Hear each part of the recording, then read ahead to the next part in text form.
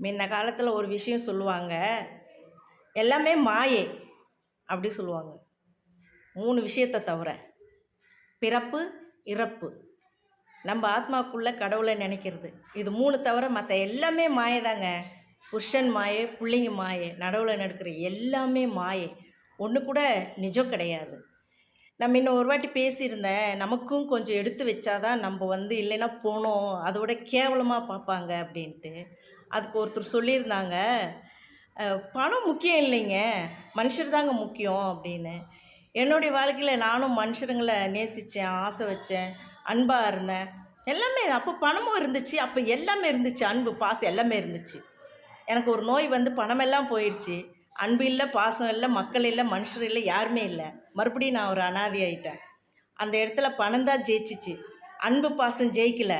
அதனால தான் சொல்றேன்.